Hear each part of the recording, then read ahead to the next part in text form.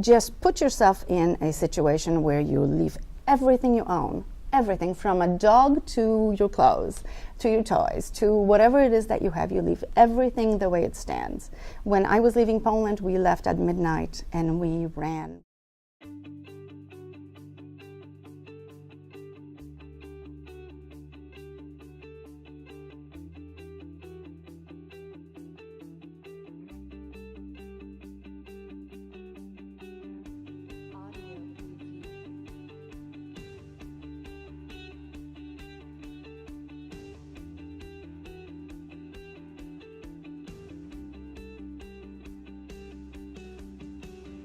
I mean, I always say I'm from Florida, but they always ask, what about the last name, you know, or they say, oh, you know, you're from Poland? Oh, cool, can you say something? Can you speak Polish? And it's always, yeah, we're fluent, and, you know, the very next question is, say something, go say something real quick.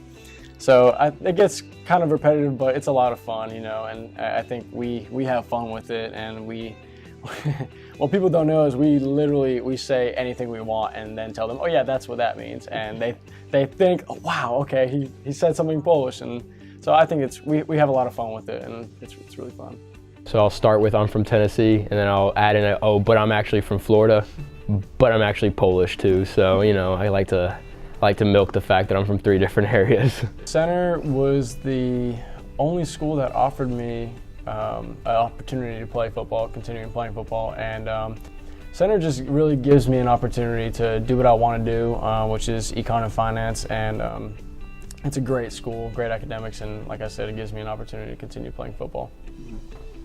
Well, really for me, it was just like, you know, living back in Florida, some of my earliest memories were playing backyard football with my brother and my dad and everything like that, you know, so we grew up playing sports together, playing pee-wee soccer, middle school football, high school football, and, you know, coming into my senior season, I didn't have a single offer from anywhere. Even after my senior season, I didn't have a single offer from anywhere.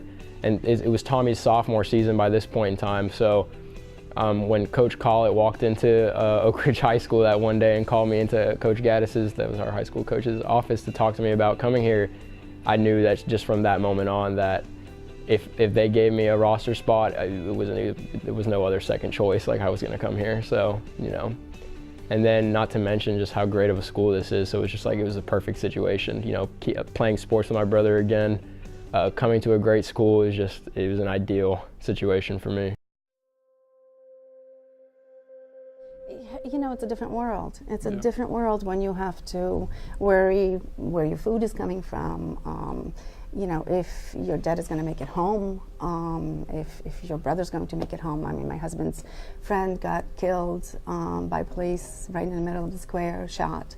So, different time, you know, I mean, I can't say that we didn't have fun. I can't say that we didn't enjoy life. It's just, it was just different, and you appreciated things. You know, I still remember what orange smells like, because I had oranges that one Christmas. You know, it's just something that my mom just happened to be able to buy, and she, you know, she used every little part of that orange. She baked with it. We ate a little pieces of it, and I still remember what that felt like. We literally packed enough things for 5 days. That was it. Everything else stayed behind, and I never went back to my apartment, my place, my things until 20-some years later. So, left everything behind, got in the car, my mom and 2 kids. I was 13, my sister was 8, and didn't know if we were going to get arrested. We could have.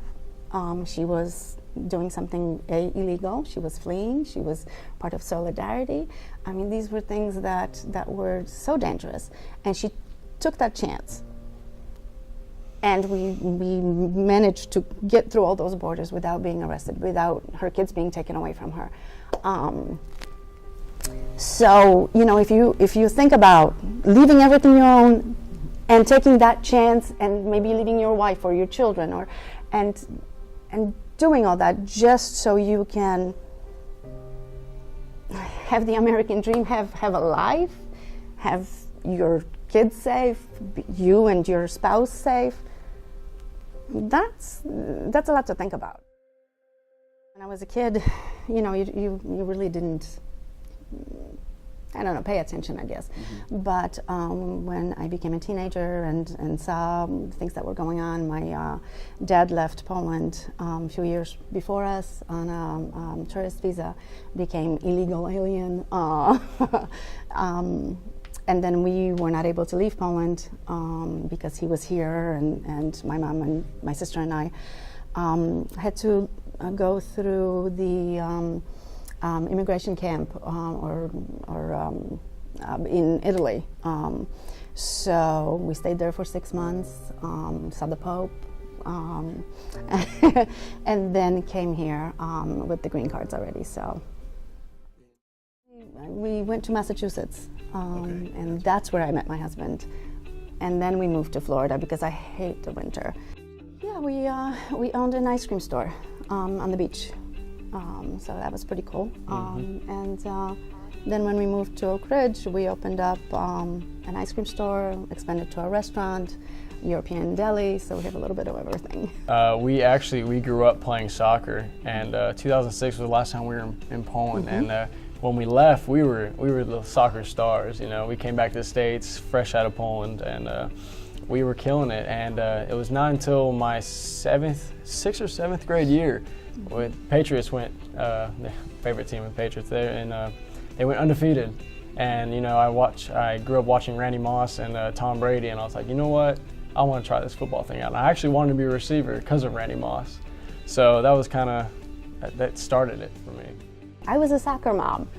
Soccer in Poland, 8 hours a day, that's all they would do is play soccer. So I had no idea what I was getting into. Yes, I watched Patriots, win and play with my husband, but no clue what I was getting into. And to this day, these boys constantly correct me, fix what I say. But you know what? It's been such an incredible ride. To watch these two and to have them play again, amazing. And the funny thing is that, all through their life, since they were in kindergarten, I've always said, play your sports, do what you need to do, but education. I want that diploma. I want that education. I want. If not for you, for me. I earned it. So for them to be at an incredible school like this, and both of them together, it's a dream come true. I couldn't ask for better. I am so proud of all three of them. All three of my children are in college. My daughter's graduating this year in May. This one's graduating next year. You know what? I couldn't ask for more. It's okay. I'm just the proudest mom. I have been to all the home games and a couple of the away games, so I wouldn't miss it. Dad watches on the computer, though. He does. He cheers in the restaurant and calls me every time he makes a play. Fun fact, actually, it was which game was it that they watched it in Poland too? That's right. Last game, my husband called his family in Poland, and they were all watching in Poland. So they probably have no idea. They don't understand it at all. All they do is scream and yell when they hear the Kaczocha name. Yeah. They don't know why, but they do. They don't know why. They have no idea why. Nope. They're probably wondering why you're running, jumping around. Yeah. They just watch for the pink cleats, I was pretty young when we went there. I mean, it was 2006, so I was 7 years old, 6 years old. I don't know, how old was I? Yeah, so I was young, but the main things I remember, at least on a sports perspective, I remember, when we go to Poland, we go from where my dad's from, and that's a really urban, industrialized area. So, there were no grass fields to play on when we played soccer. So, me, Tommy, and even my sister sometimes would, with a bunch of other friends from the block, would literally go down to the parking lot and play soccer from noon to midnight. And, I think just a lot of sneakers. Yeah.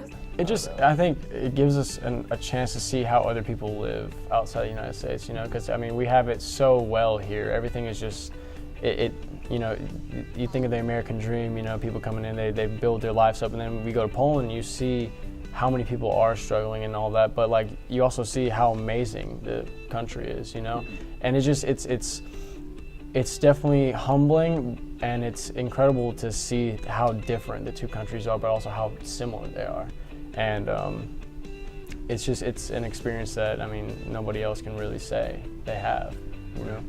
It also helps that, like, knowing what my parents went through when they were growing up in Poland. I mean, some of the stories they tell us, it's just like, it kind of makes your problem seem not as bad. And it kind of makes, like, I mean, some of the stories that my dad has told me, it's just like, okay, you know, maybe that the fact that my shoes got dirty isn't that big of a deal, you know? I love Poland, and I love my home. It's where I came from, you know. But we also grew some roots here. And like I said, my background, my home, made me appreciate what I have today, what they're able to do, you know, which I wasn't. And from the fact that they can wear Nike shoes or whatever, you know, when I wanted a pair of jeans, my mom would take me to a seamstress and have them made for me because, well, I couldn't buy them in the store because, well, we just didn't have it. So for them to be able to just go and pick it up and not think twice about it is, you know, I don't even think that they realize what comfort that is. You know, and Poland has come so far. I mean, their economy is incredible now, and things are just it's a different world. But you know, when you grow up being scared, it makes you appreciate things.